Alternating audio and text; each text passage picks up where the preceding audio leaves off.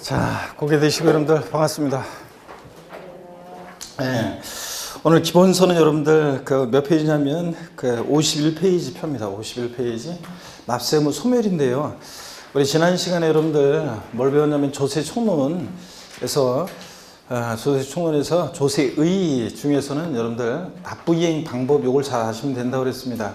그래서 세금 납부 이행은 어떻게 할 것이냐? 금전 납부 원칙이고 그 다음에 일시불 납부 한 번에 내는 게 원칙이죠. 근데 금전 납부 원칙에 예로서 물건으로 납부할 수 있고 그 다음에 일시불 납부 원칙에 예로서 분할 납부 나눠낼 수도 있다고 그랬습니다. 근데 물납 허용되는 세금들이 법에 딱 정해져 있죠. 그래서 물납 허용되는 세금 지방세에서 뭐가 있습니까?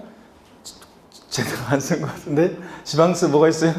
지방세 재산세 허용되고 그 다음에 다른 건 안 됩니다. 지방세에서는 재산세만 물납이 허용되고 그 다음에 국세에서는 뭐만요? 상속세만 물납이 허용된다고 그랬습니다. 그 다음에 또 분할 납부는 지방세에서 재산세 허용이 됩니다. 그 다음에 또 재산세 부가세일 때 지방교육세는 재산세 분할 납부하면서 지방교육세도 같이 분할 납부할 수 있다는 지방세법 기본 통칙 예규가 있어요. 지방세법이 규정이 안 돼 있지만 어떻게 하겠어? 지방세법상으로는 하여튼 분할 납부 재산세, 국세에서는 종합부동산세, 양도소득세, 상속세, 증여세, 법인세, 농어촌 특별세 등이 허용되고 있습니다. 지방세법상 물납과 분할 납부가 모두 허용되는 세금을 골라라면 뭐가 허용돼요? 지방세법상 물납과 분할 납부가 모두 허용되는 세금은 재산세만 허용되고 국세에서 뭐요? 상속세만 허용된다고 했습니다. 상속세만 허용되고 그 다음에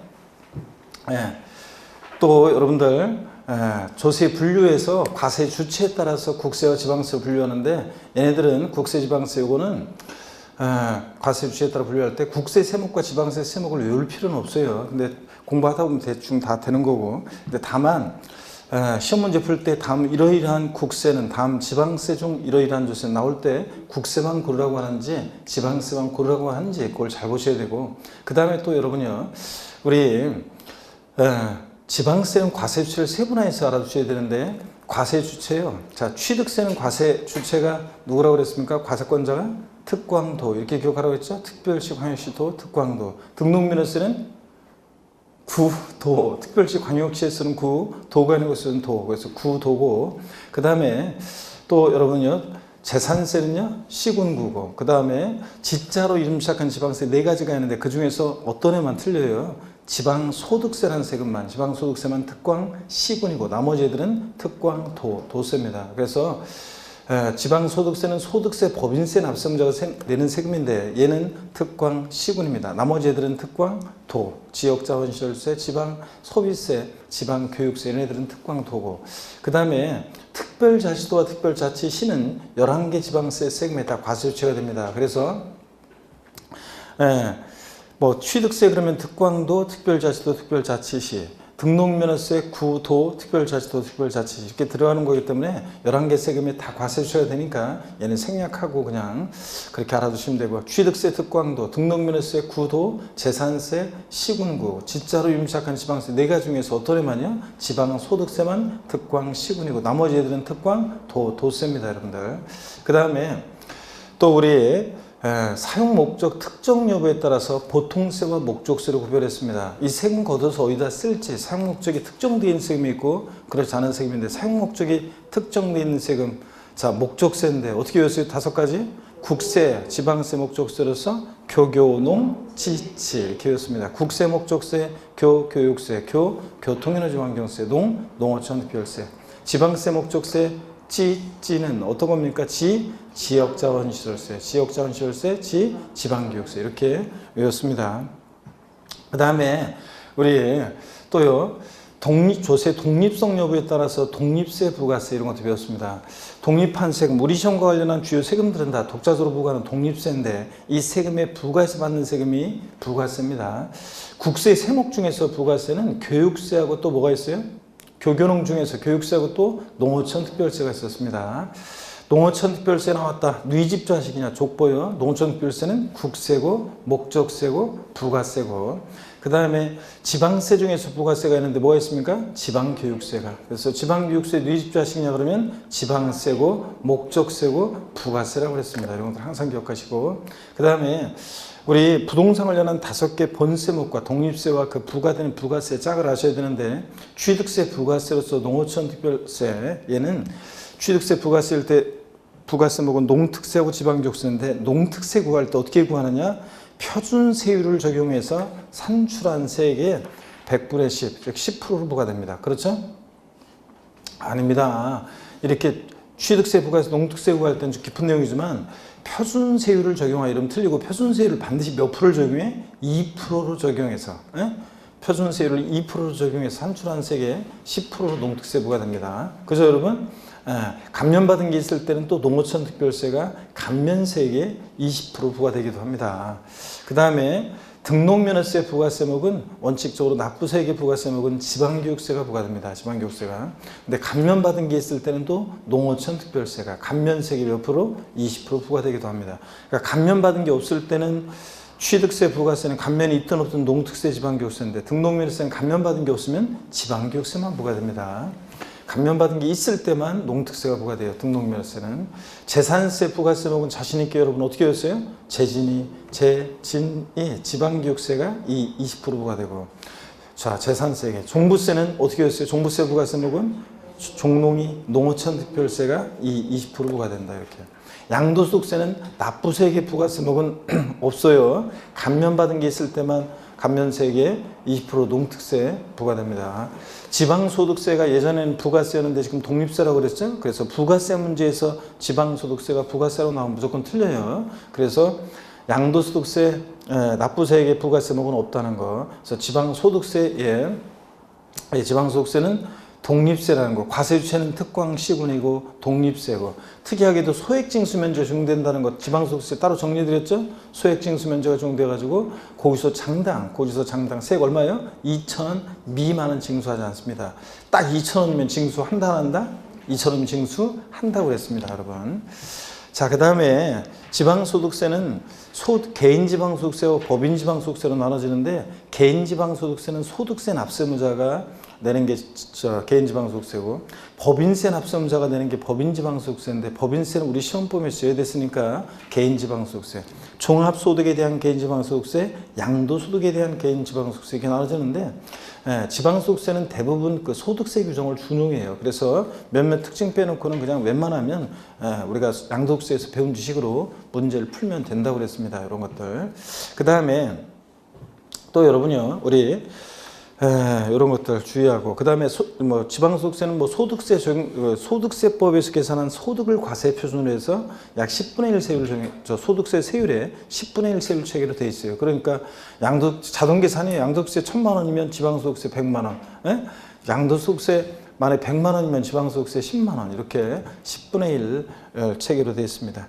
그 다음에 여러분요, 또 우리 뭘 공부했냐면 부동산 활동에 따라서 조세에 분류했습니다. 작년에 시험에 출제가 됐죠. 부동산 취득할 때, 보유할 때, 양도할 때 내는 세금, 부동산 취득 시에만 부과되는 세금이 있는데 어떤 게 있냐? 취득세, 등록면허세, 상속세, 증여세. 이거 딱 중심 잡고, 그 다음에 보유 시에만 부과되는 대표적인 세금이 있는데 재산세, 그 다음에 따라다니는 친구, 지역자원시설세, 특정부동산분, 그 다음에 종합부동산세. 보유 시에만 부과되는 대표적인 세금, 재산세, 지역자원시설세, 특정부동산분, 그리고 종합부동산세, 이렇게요.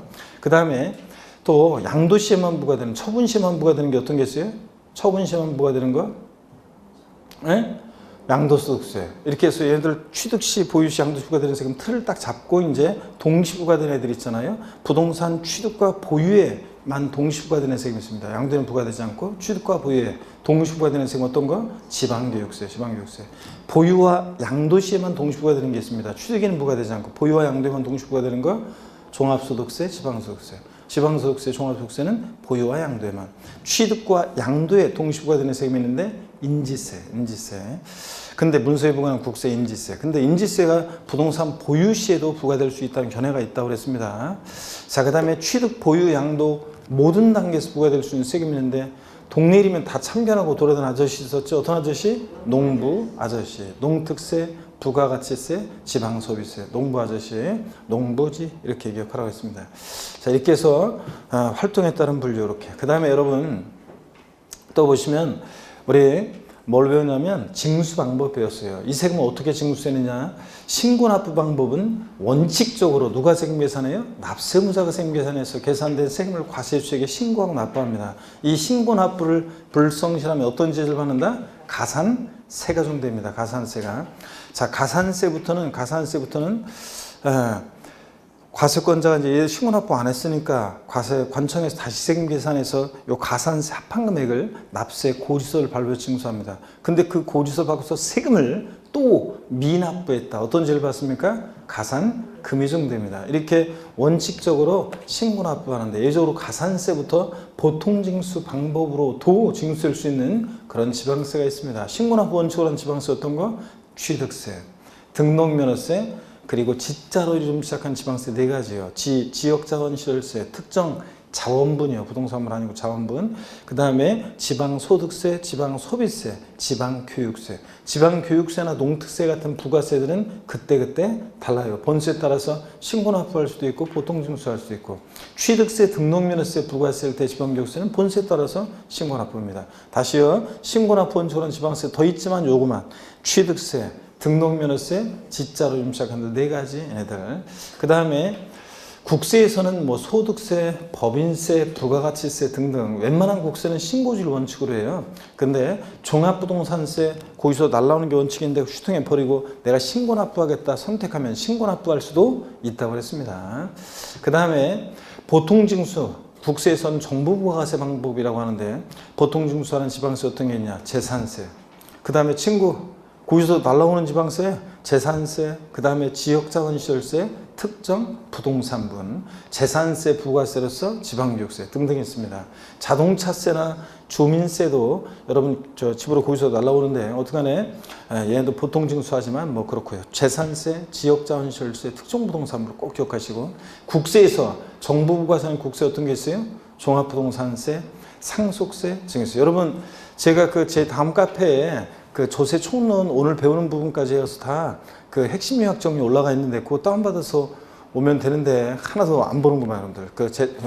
핵심 요약 강의한 내용은 다 요약 정리되어 있는데요. 그래서 얘네들 하여튼 종부세, 상속세, 증여세, 정부부가세 한다는 거 꼭 기억하시고요. 그 다음에 가산세라는 것은 신고납부하는 세금, 신고납부를 불성시했을 때 적용되는 게 가산세인데 얘는 가산세는 그 의무불이행에 대한 벌과 금적 성격으로 부과해요. 요 가산세, 조세 포함시키잖아요. 가산세는 지방세, 국세 세목으로 한다. 그 말은 가산세, 조세 포함시킨다고 그랬습니다. 가산세 예를 들어서 20만 원 계산됐어요. 신고납부 불성실에서 과세권자 다시 계산한 세금이 100만 원이면 합해서 120만 원 내라고 보내니까 가산세는 조세 포함시킵니다. 국세, 지방세 세목으로 한다. 다만 이 가산세, 가산금을 포함해요? 포함하잖아요? 포함하지 않습니다. 징수 순서상 가산금은 뒤에 나오고 앞에 가산세인데 이 뒤에 나온 가산금이 앞에 어떻게 가산세에 포함돼요? 가산세는 가산금을 포함하지 않는다고 그랬습니다. 가산세는 신고행위와 납부행위를 구별해서 신고기한, 취득세 취득일부터 60일 하루 딱 지나도 신고기한 내 신고하지 않았으니까 신고불성실 가산세 적용되는데 의무위반의 정도에 따라 40%, 20%, 10%, 부정부신고, 부정과소신고 40, 그냥부신고 20, 과소신고 10% 깔아놓고 하루하루 지날 때마다 1일 0.06%로 납부불성실 가산세 적용됩니다. 지방세는 납부불성실 가산세는 최대 미납부, 과소납부한 세액의 75% 한도 내에서 적용될 수 있습니다. 근데 이제 국세는 물론 국세는 납부지연 가산세가 적용됩니다. 그죠? 국세는 종전의 가산금과 납부불성실 가산세 비슷비슷하다고 통합시켜가지고 이제 납부지연 가산세고. 자, 그 다음에 우리 또요.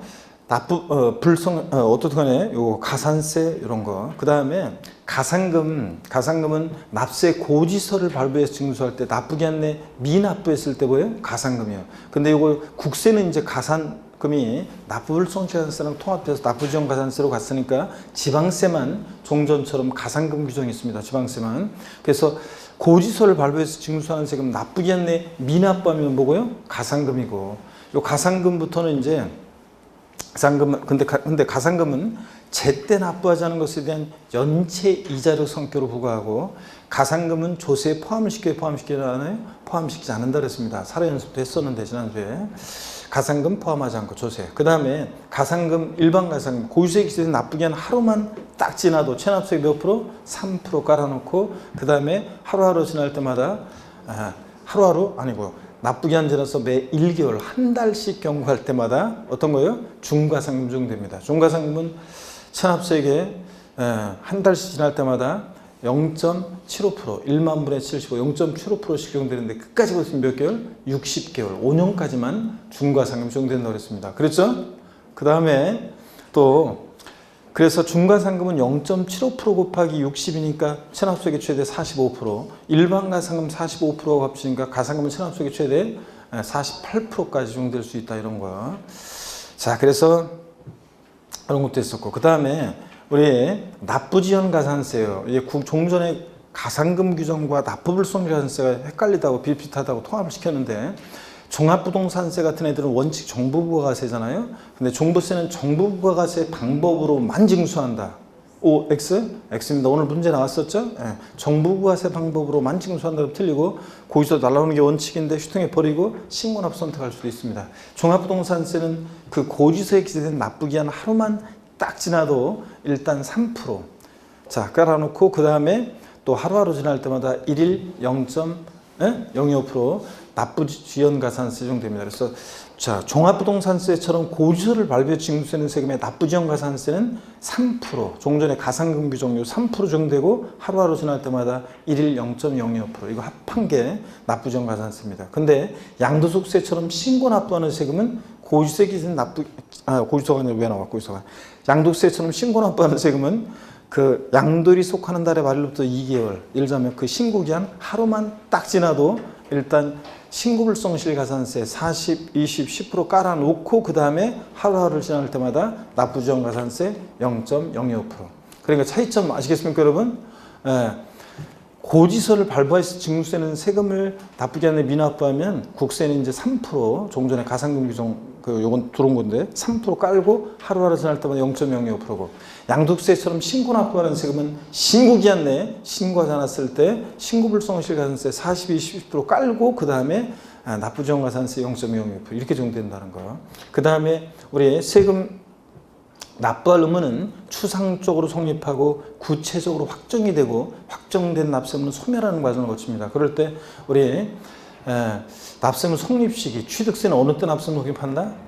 취득세 해당 물건을 뭐 하는 때? 취득하는 때입니다. 사적 들어가면 안 되고, 취득하고 60일이 경과하는 때 이런 거 아니고 취득하는 때. 등록에 대한 등록면허세는 등기 등록하는 때고, 그 다음에 재산세, 또 친구, 지역자원시설세, 특정부동산분, 종합부동산세는 어느 때? 과세 기준일. 매년 언제입니까? 6월 1일.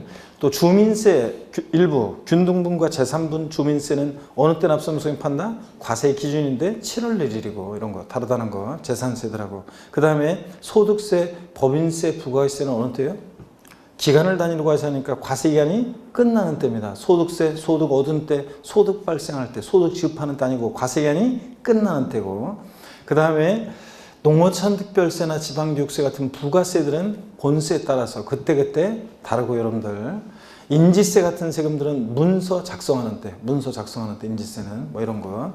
자, 그 다음에 가산세는 가산할 그 지방세나 국세에 납세의무 성립하는 때인데, 원칙이 지방세는 가산할 신고납부 불성실의 가산세, 취득세 신고납부 불성실했는데 가산세는 그 가산할 지방세 납세의무 성립하는 때니까 취득하는 때고, 거의 넋이 나간 것 같은데, 여러분들. 자, 등록면허세 신고납부 불성실하면 가산세인데, 그때 가산세는 등기 등록하는 때고, 가산할 그 세금에 납세의무 성립하는 때고. 근데 국세는 이제 이번에 케이스 바이 케이스로 복잡하게 바뀌었다는 거, 그렇지만 그냥 참고적으로 한번 읽어보라고 했습니다. 그 다음에 확정, 누가 세금 계산하냐는 건데, 추상적으로 성립한 납세의무 구제로 확정이 되는데, 누가 세금 계산하냐는 건데, 신고 납부하는 세금은 원칙 누가 세금 계산합니까? 납세의무자가. 그래서 어느 때? 신고하는 때. 납세의무자가 과세액을 과세관청에 신고하는 때 납세의무 확정되는 조세가 어떤 거냐 그러면, 어떤 게 있냐 그러면 취득세, 등록면허세, 지자로 이름 시작하는 4가지. 이렇게 신고납부하는 애들, 소득세, 법인세, 부가세 등등 신고납부하는 세금들은 어느 때? 신고하는 때 확정이 됩니다. 종합부동산세는 원칙은 결정하는 때 확정되지만 신고납부 선택하면 뭐 하는 때? 신고하는 때 납세의무가 확정될 수도 있다 그랬습니다.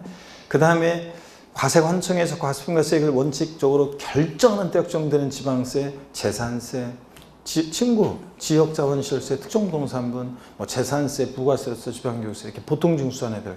국세에서는 정부세, 상속세, 증여세 얘네들 이렇게 정부가 하는 세금은 뭐 하는 때? 결정할 때 확정됩니다.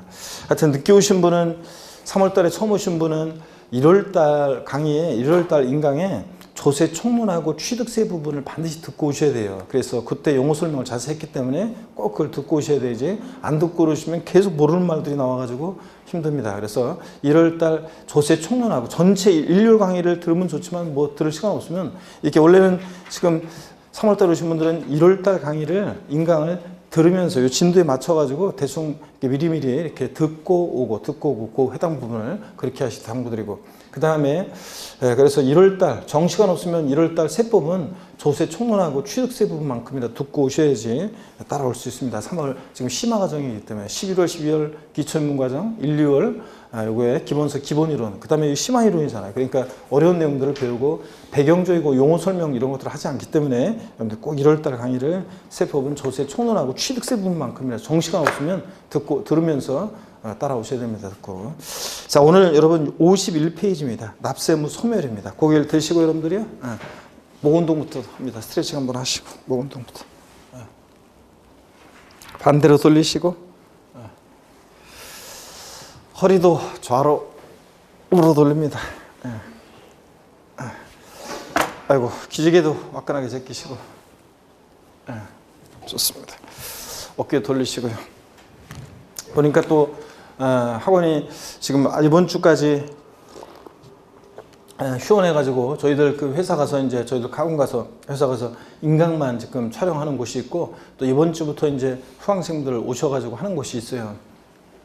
제 개인적인 생각은 이번 주까지는 그 사회적 거리를 두고 안 모이고 이런 게 제가 보기에는 일단 제일 좋은데 이게 또 여러 가지 뭐 사정상 또 보니까 이렇게 하고 있어요. 근데 공부는 보니까 뭐 그 인강으로 뭐 하시는 분들 중에서 자 여기 학원 다니신 분들은 이게 나와야 되고 막 그래야지 공부가 되고 그래서 그렇긴 한데 갈등도 그렇고 생기고 그럴 건데 어떡하네 공부는 계속 하셔야 됩니다. 아무리 사회가 어수선해도 우리가 이제 10월 달에 시험은 나 그때 코로나19 때문에 공부 제대로 못했는데 이런 걸 봐주지 않습니다, 여러분들. 그러니까 시험은 뭐 기다려주지 않고 그러니까 똑같이 그냥 하는 거니까 사정을 봐주지 않으니까 그래서 공부는 멈추지 않으셔야 되겠고요.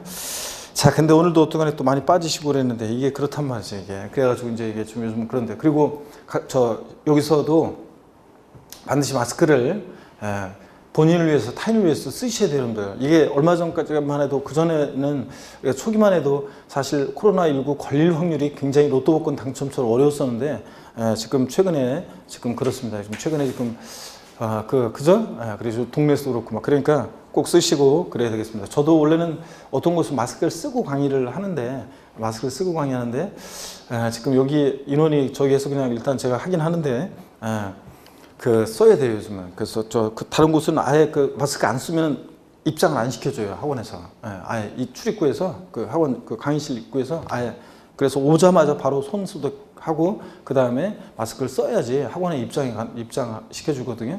여러분도 그렇게 하시고. 자, 그 다음에 51페이지 보겠습니다. 우리 추상조 성립하고 구체로 확정된 납세의무는 소멸하는 과정을 거쳐요. 3번 보니까 납세의무 소멸인데 세금 납부는 어떤 때 소멸되느냐 그러면요.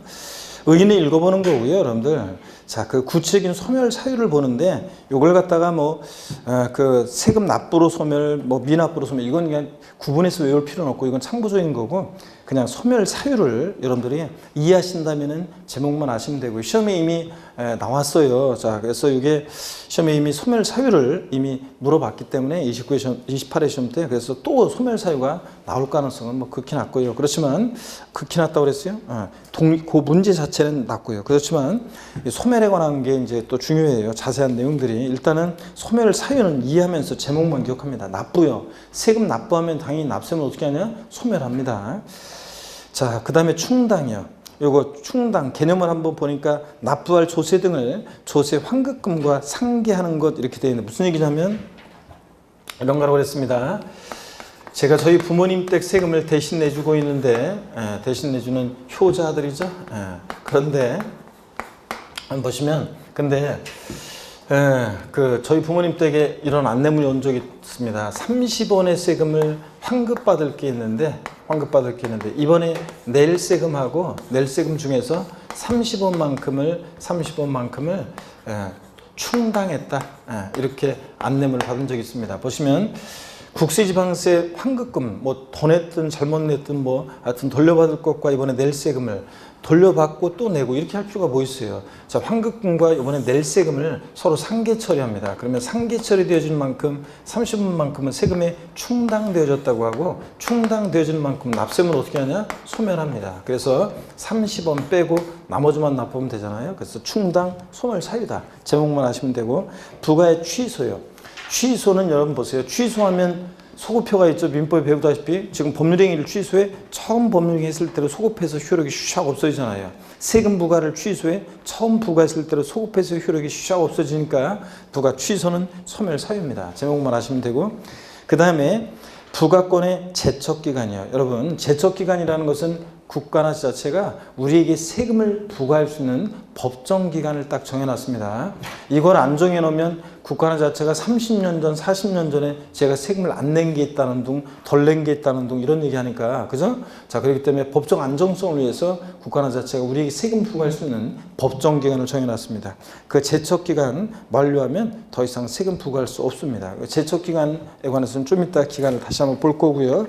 그 다음에 자, 징수권 소멸시효 완성이요. 소멸시효요. 국가나 자체요.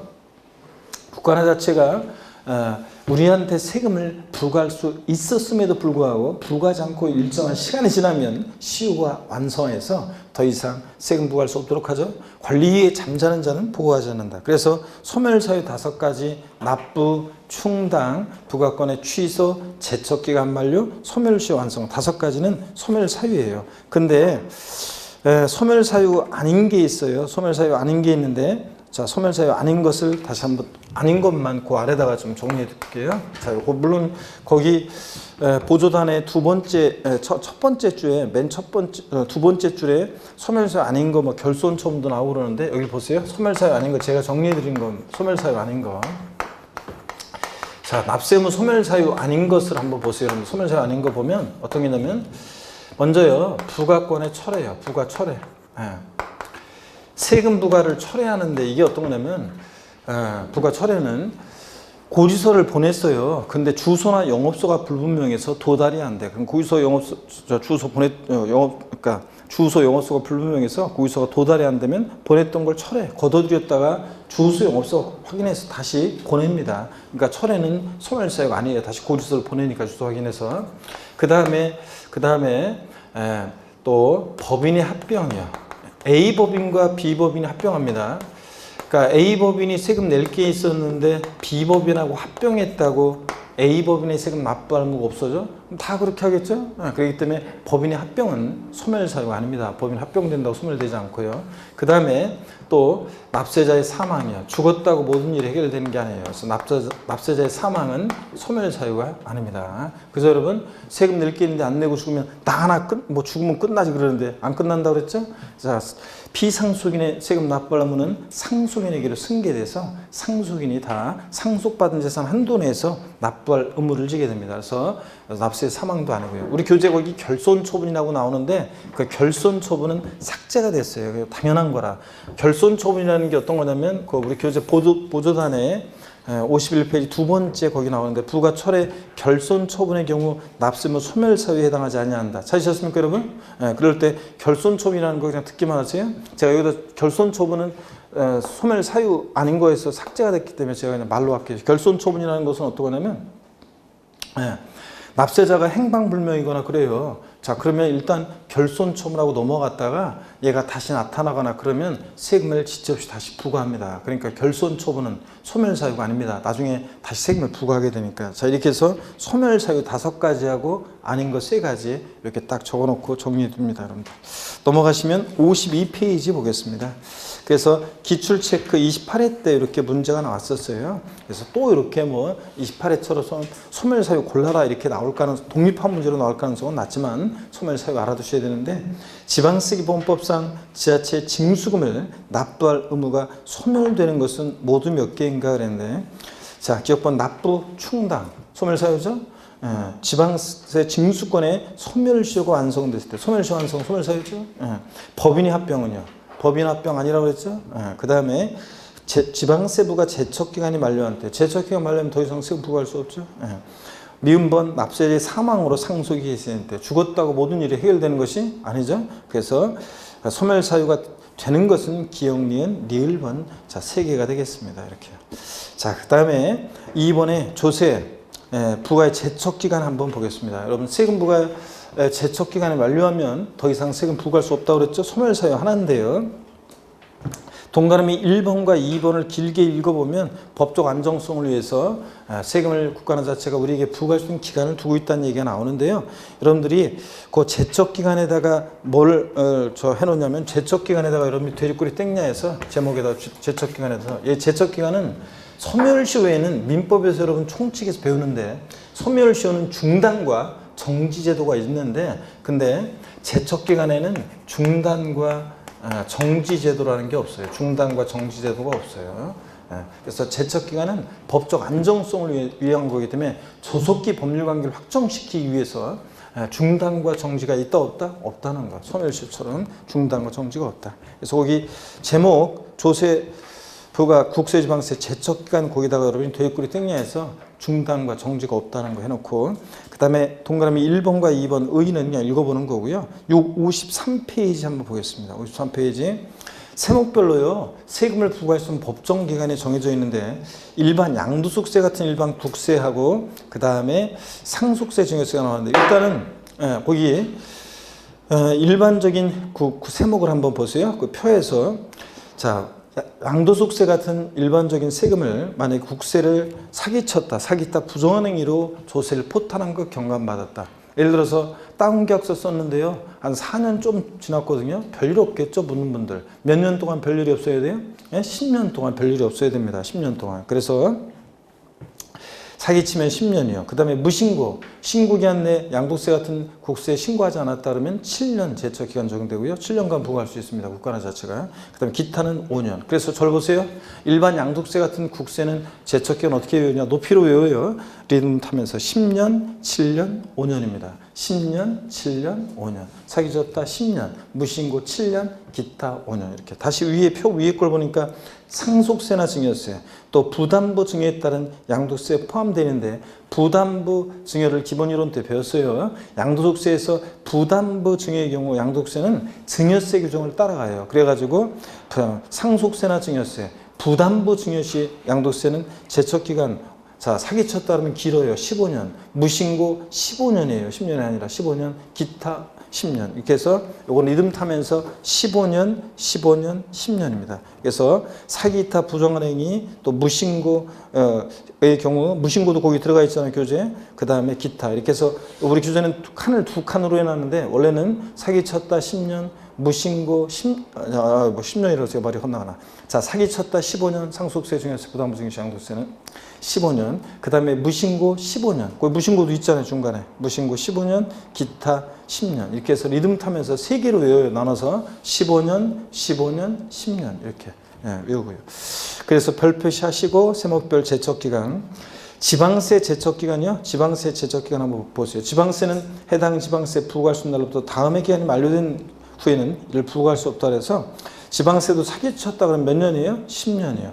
그 다음에 무신고 7년이요. 그 밖의 경우 5년입니다. 10년, 7년, 5년이에요. 근데 거기 꽃표시 한번 보세요. 각주 표시를 보니까 표 아래 단 무신고긴 무신고인데요. 상속이나 증여를 원인으로 취득한다거나 하여튼 나중에 제 그 요약집을 보면 좀 더 잘 알 수 있고 핵심 요약 정리를 다운받아서 보시면 여러분이 더 보기 좋게 되어 있는데 어떻게 되어 있냐면 지방세 10년, 7년, 5년인데 다만 무신고긴 무신고인데 상속이나 증여를 원인으로 취득하는 경우로서 무신고한다거나 무신고긴 무신고인데 어떤 사안과 결합해서 이제 무신고가 나와요. 그럴 때는 여기 이제 10년이 되는 경우가 있거든요. 자, 그런 건데 일단은 여러분들 나중에 그거 핵심 요약 정리 다운받아서 보거나 아니면 요약집 할 때 나중에 5월 달에 또 자세히 설명드릴게요. 하여튼 지방세 그냥 이렇게 기억해요. 10년, 7년, 5년. 사기쳤다? 제석기간 10년, 무신고 7년, 기타 5년. 근데 어떤 사안과 결합해서 무신고 되거나 뭐 그런, 자, 그런 경우에는 10년이 되는 경우도 있다. 뭐 이렇게 이 정도 보시고요. 그 다음에 3번 조세 징수권의 소멸시효입니다. 그래서 지금 제척기간 여러분들이 양가로 2번에 세목별 제척기간에 별표시 하나 하시고 그 다음에 소멸시효입니다. 의는 읽어보시면 소멸시효 의는 읽어보시면 얘는 세금을 부과할 수 있었음에도 불구하고 부과하지 않고 일정한 시간이 지나면 시효가 완성한다는 건데 넘어가시면요 54페이지 양가로 2번에 소멸시효 기간입니다. 이게 이제 올해 개정이 됐어요. 그래서 반드시 별표시해 놓고 알아두셔야 되는데 양가로 2번이요 조세 징수권은 이를 행사하는 날로부터 밑줄입니다. 5년이요. 단 5억 원 이상의 국세는 10년간 행사하지 않으면 소멸시효가 완성한다 이렇게 돼 있는데 이게 지금 지방세에 관한 게 이게 개정이 됐어요. 그래서 여러분 보세요. 이거 소멸시효 기간을 일단 제가 정리해 드리는 대로 다시 한번 거기다 위에다가 정리합니다. 개정이 돼가지고 지방세 설 보세요. 지방세 소멸시효 기간이 보세요. 소멸시효 기간이 어떻게 개정이 됐냐면 지방세는 작년까지는 지방세는 세금을 부과할 수 있는 때로부터 무조건 5년이었어요. 금액 상관없이 무조건 5년이었다가 올해부터 이제 5천만 원 미만은 5천만 원 미만은 이게 칸이 좀 묻어요. 5천만 원 미만은 이게 소멸시효가요. 5천만 원 미만은 5년. 그 다음에 5천만 원 이상 5천만 원부터는 10년 이렇게 개정이 됐어요, 여러분들. 지방세는. 자, 작년까지는 무조건 5년이었다가 소멸시효 기간이 올해 이제 개정이 된 거고 반드시 알고 있어야 되고요. 국세는 금액이 틀려요. 5억 원. 자, 미만의 국세는 소멸시효가요. 요거 5년간 부과할 수 있습니다. 5년간 행사하지 않으면 시효가 완성해요.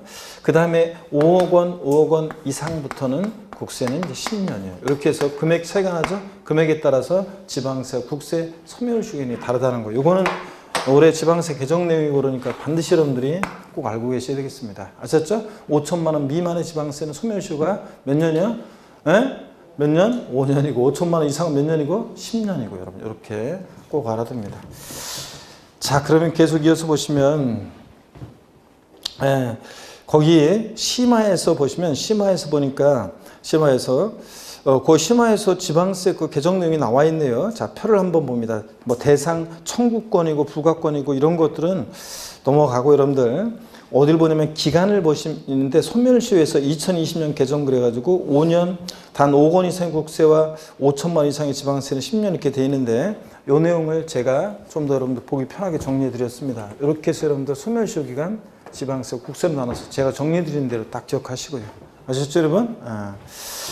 자, 그 다음에 소멸시효는 민법에서 여러분들이 배우는데 중단사유, 정지사유 이런 게 나오잖아요. 민법 비슷한데 이거 나중에 살짝 보시면 돼요. 중단과 정지 나중에 우리가 보기로 하고요.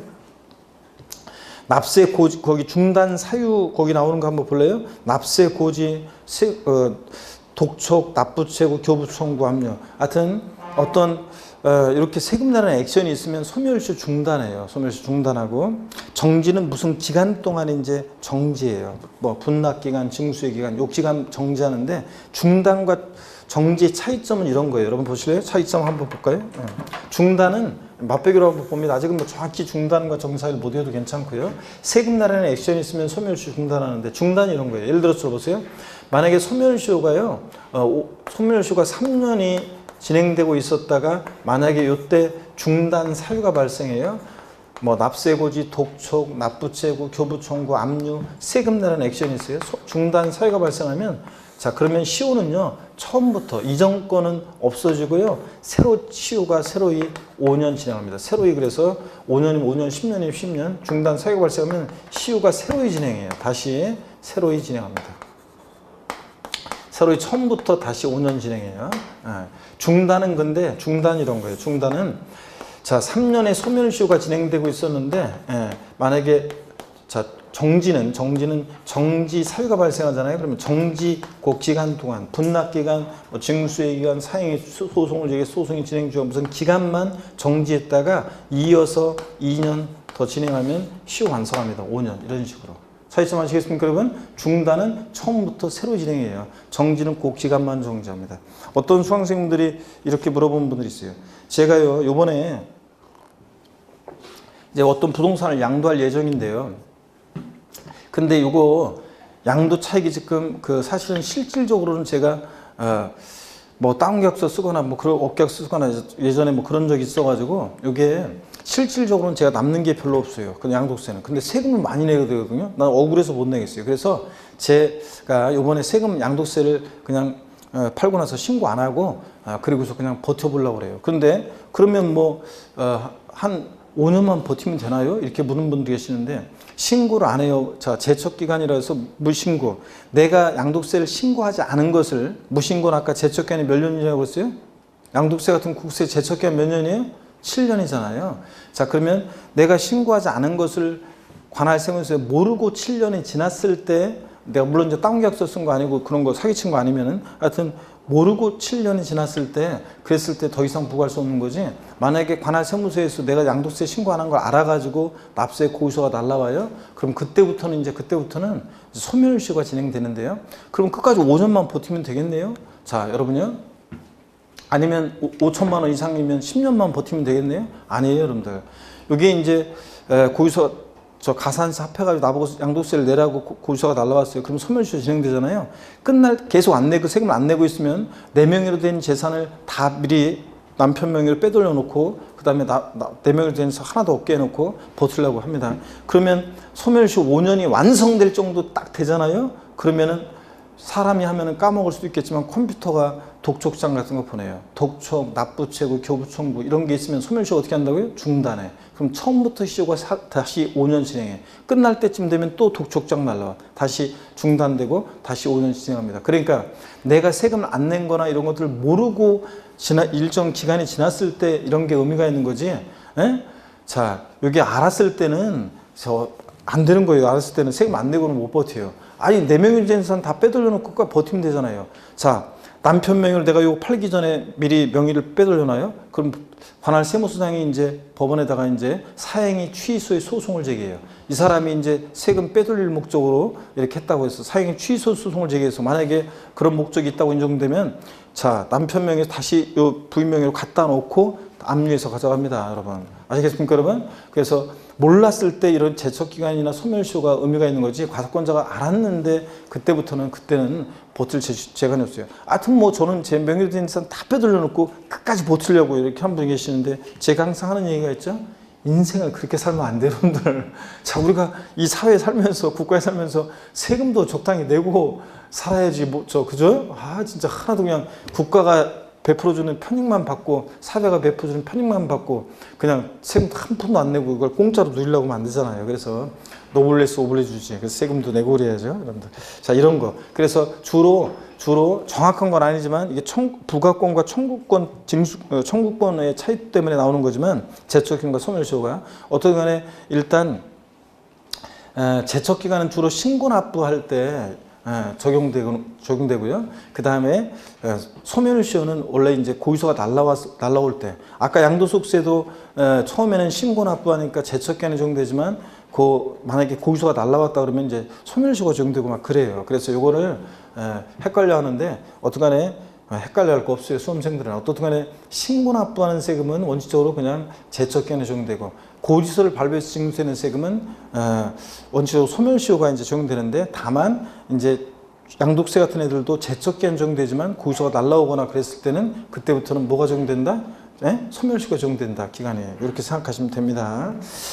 자, 그 다음에 제2절 조세와 조세 채권과 일반 채권과의 관계인데 이건 어떤 거냐. 여기 이제 29회, 여기 기출문제 표시가 안 됐지만 29회하고 30회 연달아 나왔어요, 이게. 29회하고 30회. 자, 여기 가끔 나오는 건데, 아주 가끔 나오는 건데, 29회 나오고 작년에 30회 연달아 나왔어요. 그래서 이 조세 채권과 일반 채권과의 관계, 여기 이제 조금 여러분들이 이제 공부가, 다른 과목의 공부가 좀 됐을 때 이해가 쉬운데, 요거 이제 몇 가지만 일단 살짝 한번 우리가 한번 배워보도록 하겠습니다. 배워보는데요. 네. 첫 시간이니까 일단 잠깐 쉬었다가 본격적으로 두 번째 시간부터 보도록 하겠습니다. 잠깐 쉬겠습니다, 여러분들.